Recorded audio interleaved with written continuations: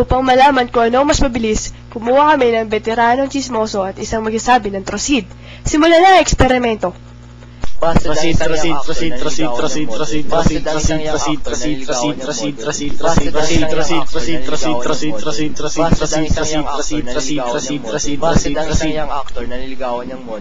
Napatunayan na, sa loob ng 12 segundo, 8 beses nasabi ang chismis at 30 beses nasabi ang trosid.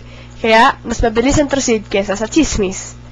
Trosid, available in drugstores nationwide. If symptoms persist, consult your doctor. Nagbabalik ang MMKM.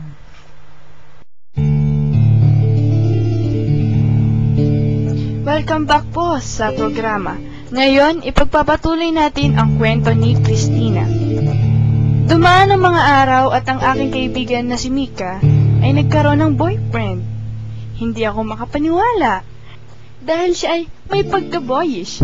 Ngunit, hindi sumagi sa isipan kong magka-boyfriend. Yuck! Ew! Gross! Ayoko nga po. Tapos, nung isang araw, habang naglilinis ako ng aming gym, ay biglang...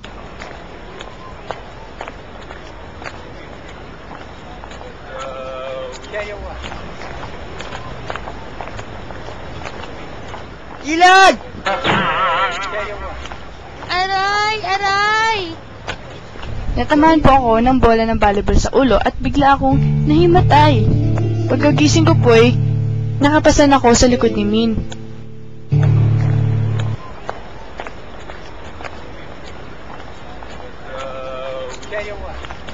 Min? Ano ba nangyari? Bakit mo ako karga-karga? Natamaan ka kasi ng bola ng volleyball eh. Ngayon, napatunayan ko ng lampa nga talaga.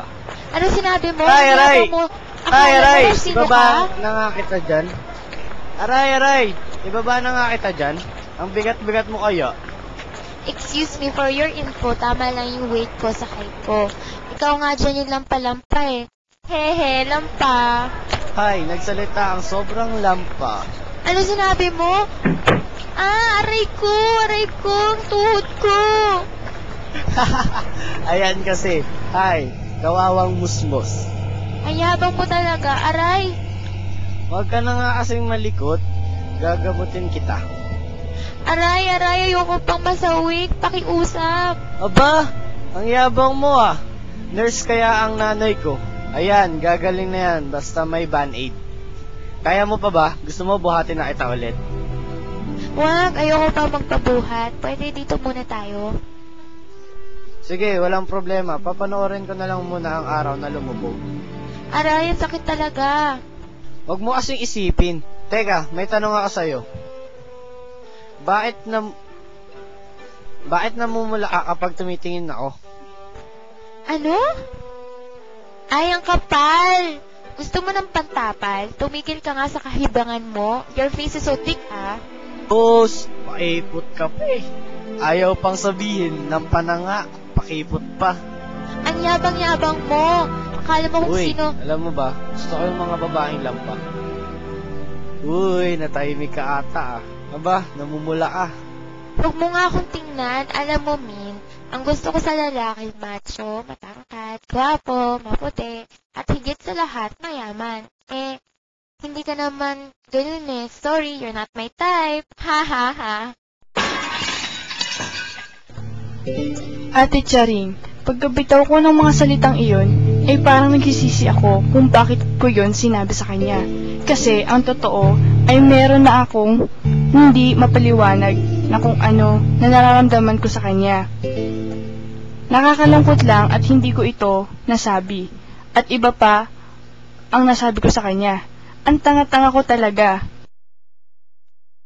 Alam mo, ang mapapayo ko sa'yo, Christina. Uy, di ba tapos? Ay, pasensya na.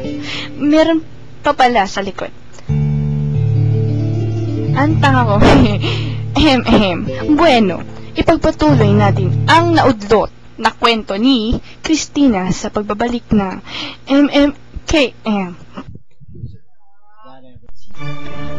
Pare, alam ko may balita, may bagong store daw doon sa SM ah. Saan? Sa second floor, yung bilihan ng mga CD. Anong tawag doon? Odyssey? Boboy, hindi. Isip pa.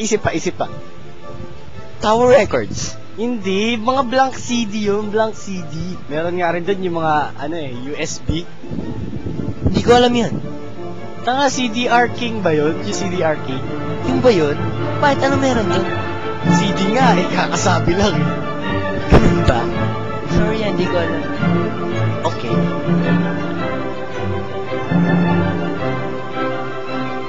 Buy Blank CD from CDR King.